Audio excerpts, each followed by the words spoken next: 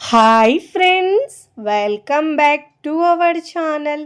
ఈరోజు మన కిచెన్లో చాలా టేస్టీగా హెల్తీగా ఉండే హోటల్ స్టైల్ పెసరట్టును పర్ఫెక్ట్గా ఎలా చేయాలో చూపించబోతున్నానండి.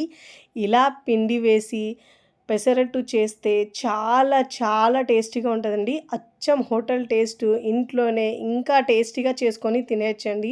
చాలా తక్కువ ఇంగ్రీడియంట్తో ఈజీగా టేస్టీగా హెల్తీగా కమ్మగా తినేయచ్చు. టేస్ట్ అయితే సూపర్గా ఉంటుందండి. ఇలా చేసిన పెసరట్టును తిన్నా కొద్దీ తినాలనిపిస్తుందండి. అంత కమ్మగా ఉంటుందండి. ఫస్ట్ టైం చేసిన వాళ్ళకు కూడా చాలా పర్ఫెక్ట్గా ఉంటాయండి. ఇలా చేసిన వాటిని మనం 4, 5 తినేస్తారండి. అంత బాగుంటుందండి. క్రిస్పీగా లోపల సాఫ్ట్గా చాలా బాగుంటుంది. మరి ఇక ఏమాత్రం ఆలస్యం చేయకుండా చాలా టేస్టీగా అచ్చం హోటల్ స్టైల్లోనే మనము క్రిస్పీగా టేస్టీగా ఉండే పెసరట్టును పర్ఫెక్ట్గా ఎలా చేయాలి, దానికి కాంబినేషన్గా అల్లం చట్నీని కూడా చూద్దాం. ముందుగా పెసర్లను నానబెట్టుకున్నామండి. ముందుగా ఇక్కడ నేను ఒక బౌల్ తీసుకొని దాంట్లో 1 కప్పు పెసర్లు తీసుకోవాలండి. పెసల్ని శుభ్రంగా వాష్ చేసుకొని ఒక 2, 3 సార్లు. ఫస్ట్ టైం నా ఛానల్ చూస్తున్న వాళ్ళు ప్లీజ్ నా ఛానల్ని సబ్స్క్రైబ్ చేసుకోండి, లైక్ చేయండి, పక్కనున్న బెల్ ఐకాన్ని ప్రెస్ చేయండి. ఇలా ప్రెస్ చేయడం వల్ల నేను పెట్టే వీడియో నోటిఫికేషన్ ముందుగా మీ హోమ్ పేజ్కి వస్తాయండి. ఇలా శుభ్రంగా వాష్ చేసుకున్న తర్వాత ఆ వాటర్ తీసేసి మళ్ళీ దాంట్లో తిరిగి వాటర్ పోసుకొని మూత పెట్టేసి ఒక 4 నుంచి 5 గంటల పాటు నానబెట్టుకోవాలండి. నేనైతే ఇక్కడ ఓవర్ నైట్ నానబెట్టుకుంటున్నాను. మార్నింగ్ బ్రేక్ఫాస్ట్ చేయడానికి నేను నైట్ నానబెట్టుకుంటున్నానండి. ఇప్పుడు మార్నింగ్ ఫస్ట్ మనం అల్లం చట్నీని రెడీ చేసుకుందామండి. స్టవ్ మీద ప్యాన్ పెట్టుకొని 1 టేబుల్ స్పూన్ దాకా ఆయిల్ వేసుకోవాలండి. ఆయిల్ వేడైన తర్వాత ఇప్పుడు దీంట్లో మినప్పప్పు 1 టీ స్పూన్ దాకా వేసుకోవాలి. పచ్చిశనగపప్పు 1 టీ స్పూన్ దాకా వేసుకోవాలండి. ఇప్పుడు ధనియాలు 1 టీ స్పూన్ దాకా వేసుకోవాలి. వీటిని మంచిగా దోరగా వేయించుకోవాలండి. మాడకుండా ఫ్లేమ్ని మనం లోలో ఉంచి మాత్రమే ఫ్రై చేసుకోవాలండి. ఇక్కడ నేను ఎండుమిరపకాయలు 5-6 తీసుకోవాలండి. కారం ఎక్కువ తింటే మీరు ఎక్కువైనా యాడ్ చేసుకోవచ్చండి. ఇక్కడ నేను కలర్ కోసం కాశ్మీర్ కారం యూజ్ చేస్తున్నానండి. 4, 5 చిన్న ముక్కలుగా కట్ చేసి వేసుకుంటున్నాను. ఈ రెండుటిని కూడా బాగా ఫ్రై చేసుకోవాలి. క్రిస్పీగా ఫ్రై చేసుకోవాలి. లో ఫ్లేమ్లో ఉంచితే మనకు క్రిస్పీగా ఫ్రై అవుతుంది. ఇప్పుడు ఇలా బాగా ఫ్రై అయిన తర్వాత పక్కకు తీసుకొని పూర్తిగా చల్లారిన తర్వాత మిక్సీ జార్లో వేసుకోవాలండి. పప్పులన్నిటినీ ఇలా మొత్తం మిక్సీ జార్లో వేసుకోవాలి. ఇప్పుడు దీంట్లో 1 ఇంచ్ అల్లం ముక్కను చిన్నగా ముక్కలు కట్ చేసుకొని వేసుకోవాలండి. ఇక్కడ నేను ఒక 2, 3 టేబుల్ స్పూన్ దాకా బెల్లం తీసుకున్నానండి. ఇక్కడ నేను ఒక చిన్న లెమన్ సైజు చింతపండు తీసుకోవాలండి. ముందుగా నానబెట్టుకున్నాను. ఒకవేళ మీ దగ్గర గుజ్జు ఉంటే కూడా వేసుకోవచ్చు. అదే నీళ్ళు కొన్ని వేసుకొని మెత్తగా గ్రైండ్ చేసుకోవాలండి. చూడండి, ఇక్కడ నేను గ్రైండ్ చేసిన తర్వాత చూపిస్తున్నాను చూడండి. మెత్తగా వాటర్ వేసుకొని గ్రైండ్ చేసుకోవాలి. మీరు అల్లం పచ్చడిని మనం ఎక్కువ రోజులు నిల్వ ఉంచుకోవాలంటే వేడి వాటర్ వేసుకొని గ్రైండ్ చేసుకోవాలండి. ఇక్కడ నేను నార్మల్ వాటర్ వేసుకొని గ్రైండ్ చేసుకున్నాను. కొద్దిగా ఉండేది కాబట్టి క్వాంటిటీ ఎక్కువ ఉంటే వేడి వాటర్ వేసుకొని గ్రైండ్ చేసుకోవాలి. ఇప్పుడు ఇలా గ్రైండ్ చేసుకుని ఈ అల్లం పచ్చడిని మనం బౌల్లోకి తీసుకోవాలి. ఏ టిఫిన్లోకైనా చాలా బాగుంటుందండి. ఇప్పుడు పక్కకు పెట్టుకొని ఇప్పుడు పెసర్లు కూడా బాగా నానాయి కదండి.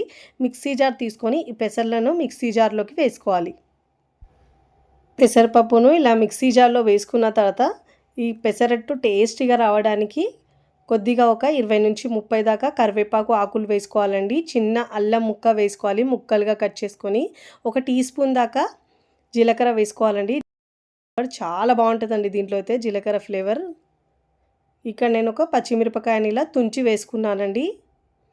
ఇప్పుడు దీంట్లో కొద్దిగా వాటర్ వేసుకొని మెత్తగా గ్రైండ్ చేసుకోవాలండి. వీలైనంత వరకు మెత్తగా గ్రైండ్ చేసుకోవాలి. ఇలా నేను ఇక్కడ గ్రైండ్ చేసిన తర్వాత మీకు చూపిస్తాను చూడండి. ఇక్కడ నేను గ్రైండ్ చేసుకున్న తర్వాత బౌల్లోకి వేసుకోవాలి. చాలా టేస్టీగా ఉంటుందండి ఇలా మీరు పెసరట్టు చేసుకుంటే. ఇప్పుడు దీంట్లో రుచికి సరిపోయినంత ఉప్పు వేసుకోవాలండి. ఇప్పుడు ఇలా ఒకసారి బాగా మిక్స్ చేసుకోవాలి. హోటల్ వాళ్ళు ఎలా ప్రిపేర్ చేస్తారో ఆ టేస్ట్ రావడానికి ఇక్కడ నేను 3/4 కప్పు ఇడ్లీ పిండి వేసుకోవాలండి. ఇలా వేసుకోవడం వల్ల చాలా టేస్టీగా వస్తుందండి పెసరట్టు అయితే. ఒక్కసారి ట్రై చేయండి, చాలా చాలా బాగుంటుందండి. 3/4 కప్పు లేదంటే కప్ అయినా వేసుకోవచ్చు. ఇలా వేసుకున్న తర్వాత పిండిలో బాగా మిక్స్ చేసుకోవాలండి. ఇప్పుడు ఇలా బాగా మిక్స్ చేసుకున్న తర్వాత పెసరట్టును వేసుకోవాలి. స్టవ్ మీద పెనం పెట్టుకొని పెనం బాగా వేడిన తర్వాత స్టవ్ని సిమ్లో ఉంచేసి వాటర్ ఇలా చిలకరించి టిష్యూ పేపర్ లేదంటే క్లాత్తో తుడుచుకోవాలండి. ఇలా తుడిచిన తర్వాత 2 గరిటెలు పిండి వేసుకొని స్ప్రెడ్ చేసుకోవాలండి. మీకు వీలైనంత పల్చగా కావాలంటే పల్చగా, లావు కావాలంటే లావులుగా వేసుకోవచ్చండి. నేనైతే ఇక్కడ మీడియంగా వేస్తున్నాను. క్రిస్పీగా చేసుకుంటున్నానండి నేనైతే పెసరట్టు. ఇలా అన్ని వైపుల్లో ఈక్వల్గా స్ప్రెడ్ చేసుకున్న తర్వాత పైన తడి ఆరిన తర్వాత కాస్త లైట్గా ఇప్పుడు సన్నగా తరిగిన ఉల్లిపాయ ముక్కలు వేసుకోవాలండి. ఒకవేళ మీకు ఇష్టం లేకపోతే స్కిప్ చేసినా ఏం కాదండి. కానీ ఉల్లిపాయ ముక్కలు మధ్యలో తగులుతుంటే టేస్ట్ చాలా బాగుంటుందండి. ఇప్పుడు దీనిపైనుంచి ఒక 1/2 టీ స్పూన్ దాకా ఆయిల్ వేసుకొని మీడియం మంటలోంచి మంచి క్రిస్పీగా గోల్డెన్ కలర్ వచ్చే వరకు కాల్చుకోవాలండి. అన్ని వైపులో తిప్పుతూ మంచి కలర్ వచ్చే వరకు కాల్చుకోవాలి. చూడండి ఇలా మంచి కలర్ వచ్చిన తర్వాత ఇలా ఫోల్డ్ చేసుకొని ప్లేట్లోకి తీసుకోవాలండి. చాలా చాలా టేస్టీగా ఉంటుందండి ఈ పెసరట్టు అయితే. మీరు మార్నింగ్ బ్రేక్ఫాస్ట్లో కావాలంటే నైట్లో నానబెట్టుకోవచ్చు. నైట్కి కావాలంటే మార్నింగ్లో అయినా నానబెట్టుకున్నా సరిపోతుందండి. ఇప్పుడు ప్లేట్లోకి తీసుకోవాలండి. ఇలాంటి కలర్ వచ్చే వరకు మంచిగా కాల్చుకున్న తర్వాతనే ప్లేట్లోకి తీసుకోవాలండి. చాలా బాగుంటుంది. క్రిస్పీగా లోపల సాఫ్ట్గా భలే రుచిగా ఉంటుందండి. ఇక్కడ నేను మరొకటి వేసి చూపిస్తున్నానండి. ప్రతిసారి దోశ వేసేటప్పుడు వాటర్ చిలకరించిన తర్వాతనే టిష్యూ పేపర్ క్లాత్తో తుడుచుకున్న తర్వాతనే దోశ వేసుకోవాలండి. ఇలా 2 గరిటెలు పిండి వేసుకొని వీలైనంత వరకు పల్చగా స్ప్రెడ్ చేసుకొని పైన కాస్త తడి ఆరిన తర్వాత ఇలా ఉల్లిపాయ ముక్కలు వేసుకొని మంచి గోల్డెన్ కలర్ వచ్చే వరకు అన్ని వైపుల్లో తిప్పుతూ క్రిస్పీగా కాల్చుకోవాలండి. ఇలా మంచి క్రిస్పీగా కాల్చుకొని మంచి కలర్ వచ్చిన తర్వాత ఇలా ఒక వైపు నుంచి లేపుతూ ఫోల్డ్ చేసుకొని ప్లేట్లోకి తీసుకోవాలి. ఇదే విధంగా మిగతా పిండితో అంతే 1 బై 1 పెసరట్టులు వేసుకొని వేడిగా సర్వ్ చేసుకోండి. చాలా బాగుంటుందండి. నేను ఇక్కడ 2 వేసుకొని ప్లేట్లోకి సర్వ్ చేసుకుంటున్నానండి. ఈ అల్లం చట్నీలో మనం ముందుగా ఉప్పు వేయలేదండి. అందుకే కాస్త ఉప్పు వేసుకొని బాగా మిక్స్ చేసుకోవాలి. ఈ చట్నీ దోశలో, ఇడ్లీలో దేనిలో కానీ సూపర్ టేస్టీగా ఉంటుందండి. అన్నంలో తీసుకున్నా కానీ చాలా బాగుంటుంది. ఈ పెసరట్టుతో ఈ అల్లం చట్నీ అయితే సూపర్గా ఉంటుందండి. దోశలు అయితే 4-5 తినేస్తారు. అంత కమ్మగా ఉంటుంది. మీరు కూడా తప్పకుండా చాలా టేస్టీగా ఉండే ఈ హోటల్ స్టైల్ పెసరట్టును ఒక్కసారి ట్రై చేయండి. ట్రై చేసి ఎలా కుదిరిందో నాకు కామెంట్ ద్వారా తెలియచేయండి. చూడండి ఇక్కడ నేను తుంచి కూడా చూపిస్తాను మీకు ఎంత క్రిస్పీగా వచ్చినాయో. చాలా బాగుంటుందండి. తింటుంటే అలా తినాలనిపిస్తుందండి. అంత బాగుంటుంది. తుంచితేనే తెలుస్తుంది మీకు ఎంత క్రిస్పీగా వచ్చిందో.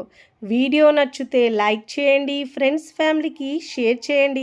మరికొన్ని టేస్టీ సింపుల్ క్విక్ రెసిపీస్ కోసం టీ కిచెన్ని సబ్స్క్రైబ్ చేసుకోండి. కమెంట్ చేయడం అస్సలు మరవకండి. Thanks for watching.